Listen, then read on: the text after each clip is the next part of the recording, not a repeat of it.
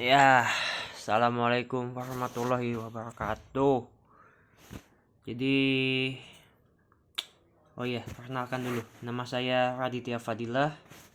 Di sini saya akan menjelaskan tentang formal elemen di dalam game. Video ini dibuat untuk menyelesaikan tugas P26 sampai 27 atau gimana gitu, lupa. Pokoknya itulah. Soalnya tugas ini tuh udah lumayan cukup lama. Tapi ya karena masa pandemi ini saya dikerumahkan jadinya ya malas-malesan. Jadi saya kerjakan pas mepet-mepet aja. Oke deh, langsung masuk ke dalam pembahasan gamenya itu. Jadi definisi game itu adalah kegiatan mengambil keputusan independen untuk mencapai tujuan dalam konteks yang terbatas. ABT pada tahun 1987. Ada lagi menurut Salen dan Zimmerman pada tahun 2003. Game adalah sistem di mana pemain terlibat dalam konflik artifisial yang ditentukan oleh aturan dan menghasilkan sesuatu yang terukur. Ya, itu katanya. Dan juga game memiliki 4 ciri utama, yaitu tujuan, memiliki aturan, memiliki sistem umpan balik atau yang biasa disebut feedback, dan terdapat pemain yang berpartisipasi secara sukarela. Itu McGonigal pada tahun 2011 yang bersabda. Oke. Untuk definisinya sudah selesai, kita masuk ke dalam formal elemen di dalam game. Formal elemen di dalam game itu cukup banyak, diantaranya adalah players, game objective, game procedure, resource, rules, conflict, apalagi tuh, boundaries, viewpoint, yang terakhir adalah outcome. Kita bahas satu-satu. Yang pertama adalah players. Player adalah seseorang yang memainkan peran di dalam sebuah game. Game merupakan sesuatu yang bisa dimainkan, sehingga setiap game memiliki pemain yang disebut dengan player. Biasanya, player menggunakan sebuah controller untuk menjalankan karakter yang ada pada game.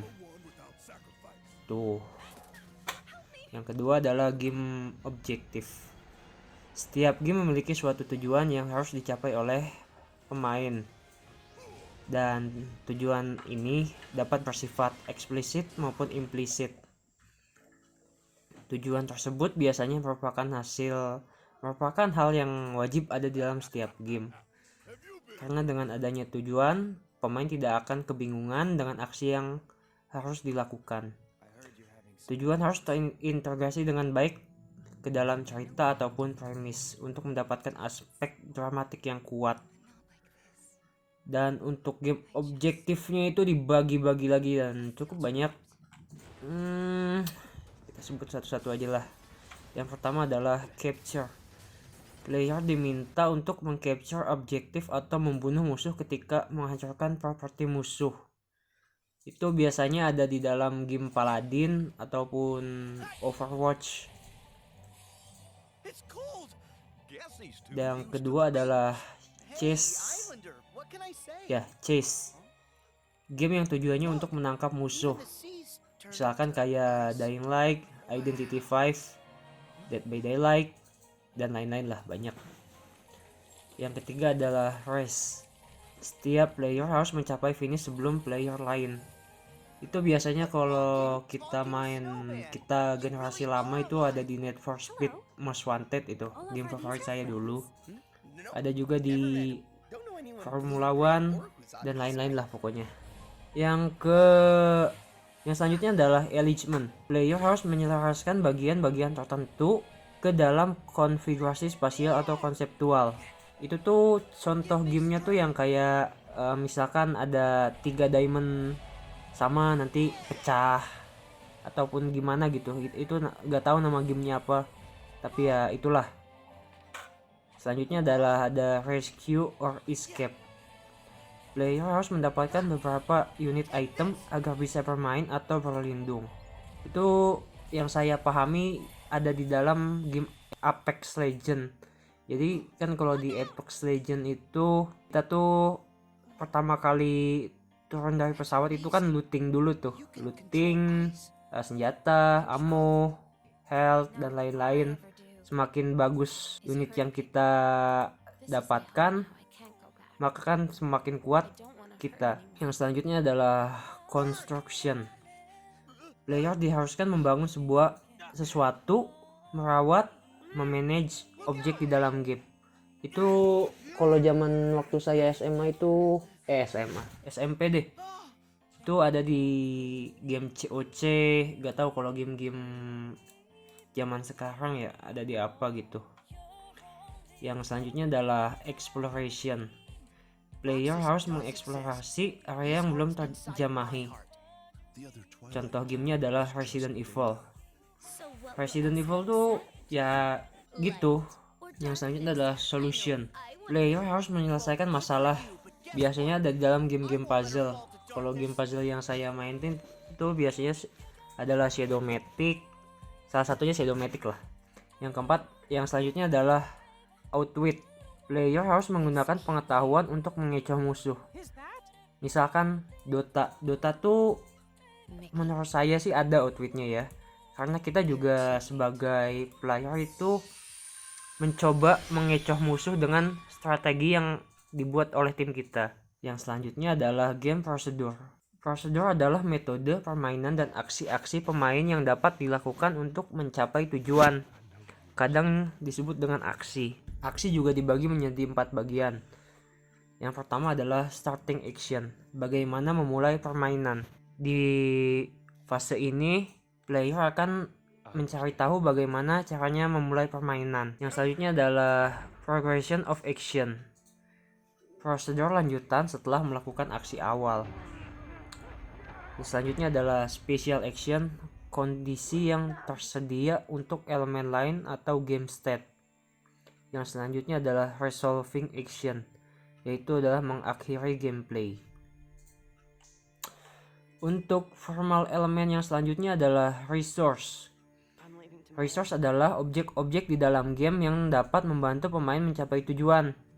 Misalkan lives, nyawa, unit, health atau biasa disebut HP, currency, keuangan ya. Biasanya untuk membeli item-item tertentu. Ada action, objek, terrain, time dan lain-lain. Formal elemen yang selanjutnya adalah rules. Rules menentukan apa yang boleh dan tidak boleh dilakukan oleh pemain. Apa yang terjadi di dalam situasi. Beberapa aturan mendefinisikan objek dan konsep dari game. Beberapa aturan yang lain membatasi perilaku pemain. Yang selanjutnya adalah konflik. Konflik terbagi menjadi 2 jenis, yaitu konflik internal dan eksternal. Konflik internal adalah pikiran atau perasaan yang bergejolak pada pemain, seperti berpikir bahwa mereka khawatir akan kalah dalam permainannya padahal menang. Nah, kondisi atau orang yang menyebabkan masalah untuk pemain disebut konflik eksternal. Biasanya ketika kita bermain Dota dan mendapatkan rekan tim yang noob, biasanya dimainkan oleh orang-orang dari negeri Filipina yang disebut Pinoy. Konflik terjadi karena usaha pemain untuk mencapai suatu tujuan berdasarkan aturan yang telah ditentukan. Sumber konflik itu sendiri terdiri dari hambatan, lawan, dan dilema. Untuk formal elemen yang selanjutnya adalah boundaries. Boundary adalah batasan yang memisahkan game dan dunia di luar game. Kita ketahui bahwa saat kita bermain game, pasti kita tidak bisa ada saat kita bermain game, ada tempat-tempat tertentu yang tidak bisa dijamahi oleh kita. Itulah yang disebut boundary. Ya, boundary bersifat fisik ataupun non-fisik, konseptual. Boundary dapat bersifat fisik ataupun non-fisik. Boundary penting karena menjadi batasan terhadap berlakunya aturan, kadang diartikan sebagai level permainan. Yang selanjutnya adalah viewpoint. Viewpoint merupakan komponen yang memungkinkan pengguna berinteraksi dengan sistem. Beberapa viewpoint yang ada saat ini diantaranya adalah, yang pertama adalah overhead. Seakan-akan player melihat dari atas ke dalam permainan. Itu contoh gamenya adalah di Pac-Man. Yang kedua adalah side. Pemain dapat menggerakkan objek ke kanan, kiri, atas maupun bawah. Biasanya kalau game zaman dulu itu adalah Mario Bros. Yang selanjutnya adalah isometric, menunjukkan gambar yang 3 dimensi. Kameranya terletak seakan-akan ada di atas boundaries. Contohnya adalah kayak Dota ataupun Mobile Legend. Selanjutnya adalah first person, membuat seakan player menjadi karakter yang dimainkan. Kamera seakan-akan diletakkan di dalam dada karakter, jadi yang terlihat hanyalah tangan dan mungkin senjata yang dibawa. Untuk contoh game-gamenya sendiri adalah Resident Evil 7, Apex, Doom, Outlast, dan masih banyak lain. Yang selanjutnya adalah third person, menampilkan karakter yang digunakan oleh player. Bisa melihat desain dari karakter tersebut dan biasanya bebas dalam memanipulasi kamera yang terletak di belakang leher. Contohnya adalah The Last of Us, Kingdom Hearts series, God of War, apalagi Spider-Man, dan lain-lain. Yang selanjutnya adalah outcome. Permainan di dalam suatu game menghasilkan suatu hal yang terukur dan tidak sama antar pemain, antara menang dan kalah, hidup atau mati, terbanyak, tercepat, dan lain-lain. Dan tidak kalah pentingnya juga adalah elemen formal bagi pemain. Game adalah suatu hiburan, dan sebuah hiburan yang baik melibatkan audiensnya secara intelektual maupun emosional. Elemen formal bagi pemain disebut juga dramatic element, yang terbagi menjadi play, challenge, premise, karakter, dan story. Game membuat pemain dapat menggunakan imajinasi, inspirasi, kemampuan sosial, dan interaksi lainnya untuk mencapai tujuan di dalam game. Sedangkan premise adalah salah satu cara menarik emosi pemain dengan memberikan suatu keadaan menyenangkan yang dapat dicapai. Biasanya premise itu ada di bawah judul sebuah game. Yang selanjutnya adalah karakter. Karakter dapat berperan sebagai sebuah representasi pemain, menjadi pintu untuk masuk untuk mengikuti cerita, tantangan, dan konflik dalam game. Story. Setiap game pasti memiliki story, karena cerita menuntun pemain dalam mengikuti alur permainan. Cerita yang terintegrasi dengan permainan dapat menghasilkan emosi yang powerful. Itu kayak ceritanya Detroit Become Human. Bagus banget, gila. Last of Us juga. Dan selanjutnya adalah challenge. Challenge merupakan komponen yang menghubungkan cerita dengan gameplay. Beberapa jenisnya adalah waktu. Sebuah tantangan di mana pemain dipaksa bergelut dengan waktu. Contohnya adalah ketika kita bermain Resident Evil 4, ketika melawan Jack Krauser, kita harus membunuh Jack Krauser dalam waktu 3 menit. Itulah tantangannya. Itulah salah satu tantangannya. Yang selanjutnya adalah dexterity, sebuah tantangan yang membutuhkan ketangkasan. Biasanya terdapat dalam game-game perang. Contohnya CS:GO, Apex, PB, dan lain-lain. Yang selanjutnya adalah endurance, merupakan tantangan yang menguji ketahanan, ketabahan, atau kesabaran. Contoh game yang sangat legendaris adalah Flappy Bird. Dulu, saat pada zamannya, game ini merupakan game paling mengesalkan yang pernah saya mainkan. Yang selanjutnya adalah knowledge atau memory, sebuah tantangan di mana player harus menggunakan pengetahuan atau memory. Biasanya terdapat di dalam game-game puzzle. Banyaklah gamenya.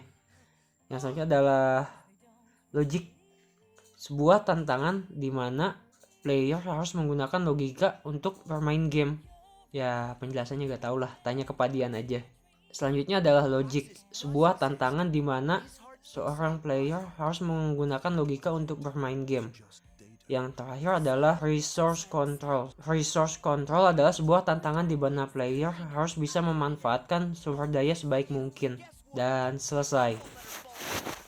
Sekian yang dapat saya sampaikan, kurang lebihnya mohon maaf. Semoga dapat membantu kalian semua. Kalau ada yang kurang jelas silahkan tanya ke Pak Dian. Wassalamualaikum warahmatullahi wabarakatuh.